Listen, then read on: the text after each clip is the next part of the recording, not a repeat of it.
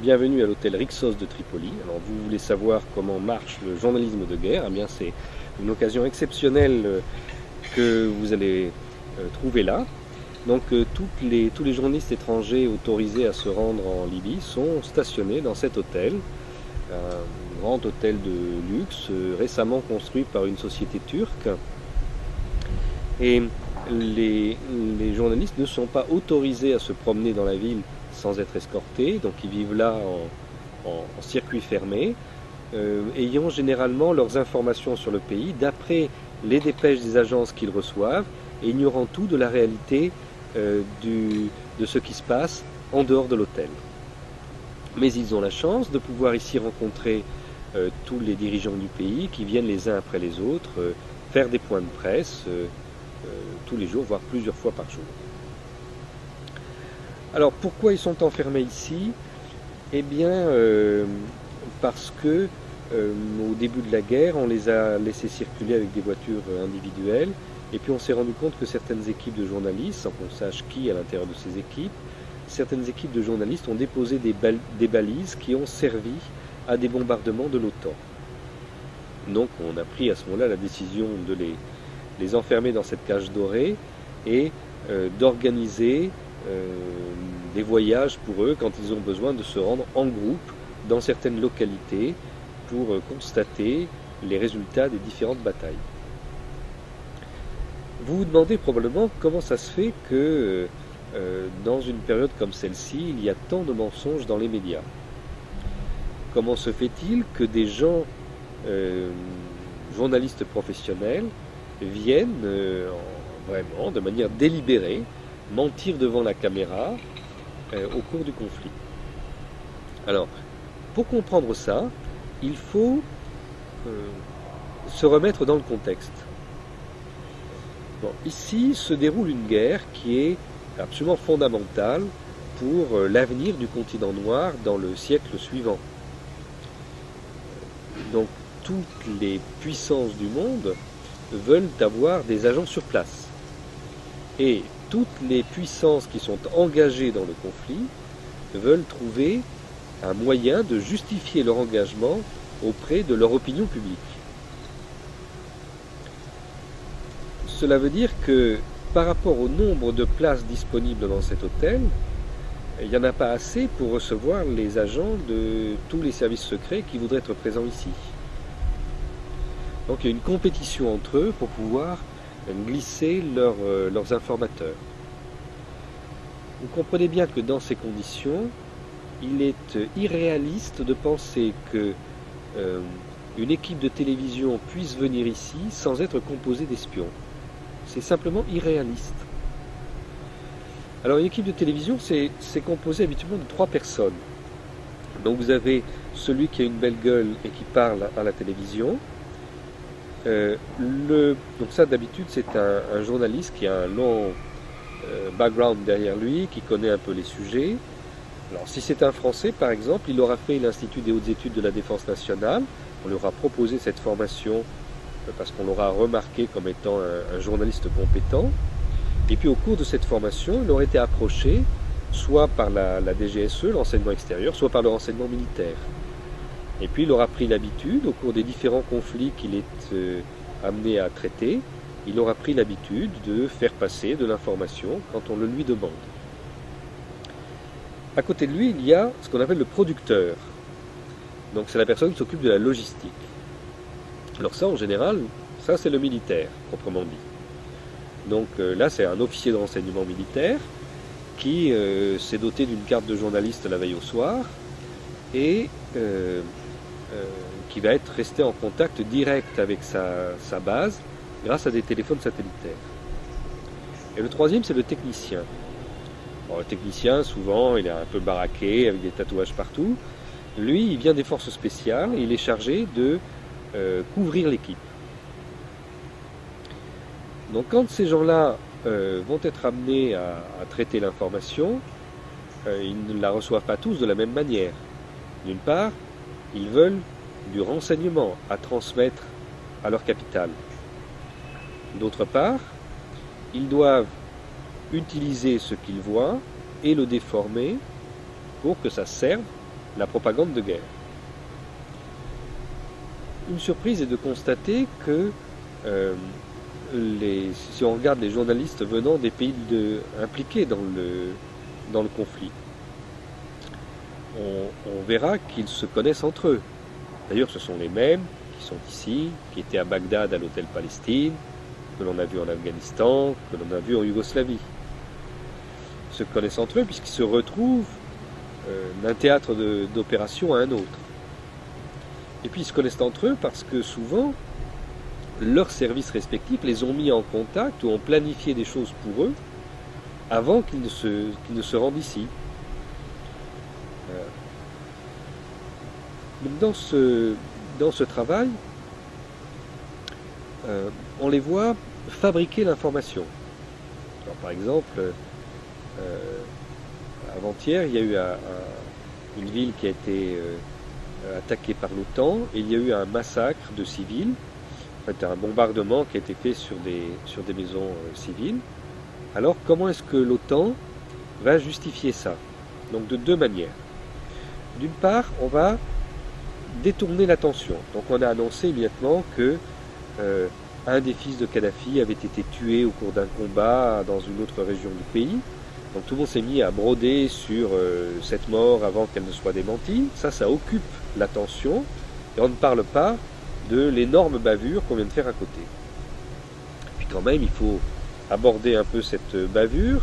Alors, ici, le service de presse propose à tous les journalistes de prendre l'autobus, les amène sur place pour regarder les maisons détruites. Et je donne l'exemple du journaliste d'une grande chaîne d'information continue dont le siège est à Atlanta. Et donc là, ce journaliste va présenter dans son reportage l'immeuble détruit. Il explique voilà, l'immeuble a été bombardé, il y a des morts, etc. D'après l'OTAN, on a bombardé un objectif militaire, mais d'après le régime, c'était en réalité des civils qui sont morts.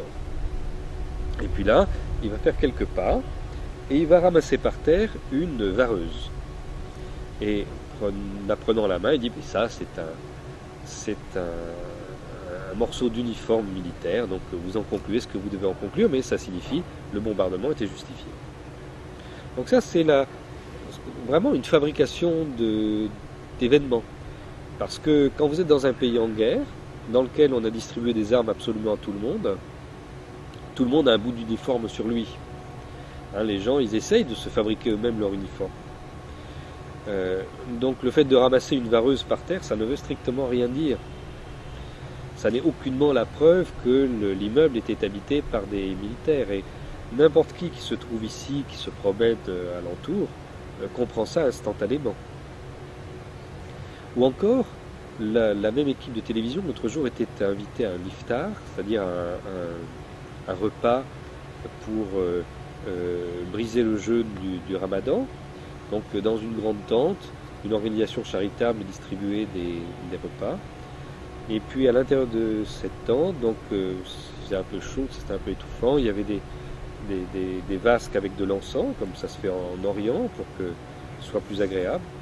Et la tente était décorée à un endroit avec un grand portrait de Mouammar Kadhafi.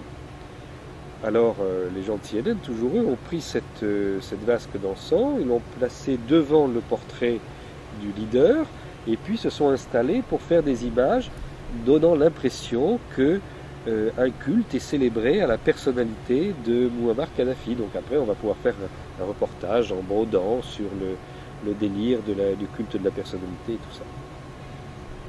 Donc ce sont des choses qui sont faites très consciemment, très volontairement, dans un but de pure propagande. Que peuvent faire les autorités libyennes? En fait, c'est un piège tout ça, parce que on pourrait dire il faut mettre tous ces gens dehors puisqu'ils ne cessent de mentir, mais si on fait ça, ça ne résout pas les problèmes. Regardez ce qui se passe en Syrie. On a mis tout le monde dehors, alors ils se mettent à raconter qu'on tue des milliers de gens, etc., ce qui est complètement faux. Mais voilà, il n'y a pas de possibilité de contradiction. Ou on les accepte et on sait qu'ils mentent. Alors si on les accepte, eh bien, il faut les utiliser aussi. D'où par exemple le fait que au mois de mars, lorsque Kadhafi a reçu certains chefs de tribus qui lui ont fait allégeance. C'est très important, parce que ça représentait un basculement complet de l'opinion publique en Libye.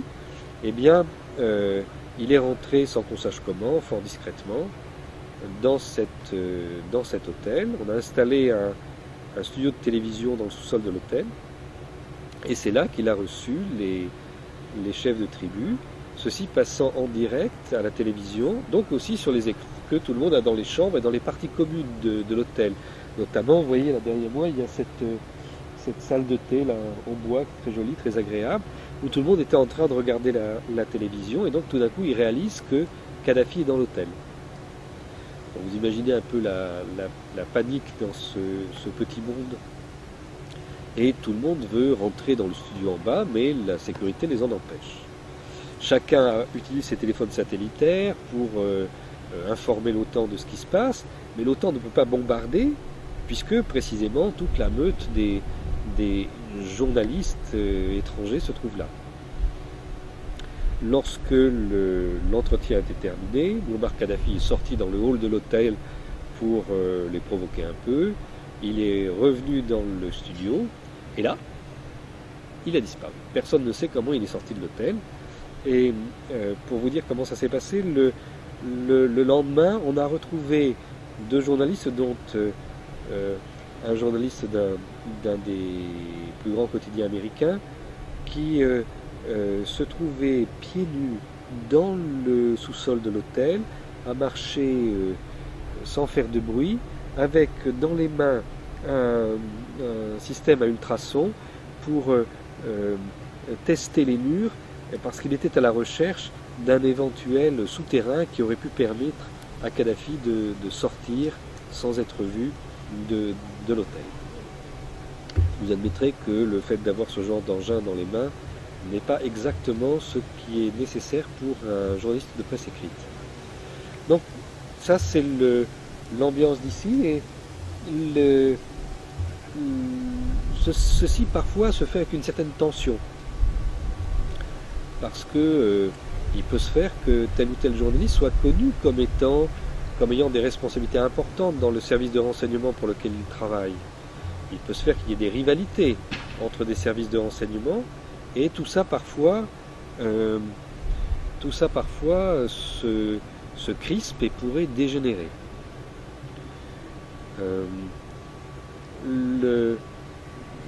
En outre, différents services secrets qui ne sont pas impliqués dans le conflit viennent aussi surveiller. Donc, par exemple, cet hôtel appartenait aux Turcs au début, ils ont été obligés de le vendre puisque la Turquie a pris position dans le conflit, et c'est la Suisse qui est venue acheter l'hôtel. Donc évidemment la Suisse a envoyé des maîtres d'hôtel et tout ce qu'il faut pour remplacer une partie du personnel, et il faudrait être bien naïf pour croire que ces gens ne sont que des maîtres d'hôtel. Il faudrait bien être bien naïf pour penser que les services de renseignement suisses ont laissé passer cette occasion inespérée d'amener leurs agents de renseignement sur place.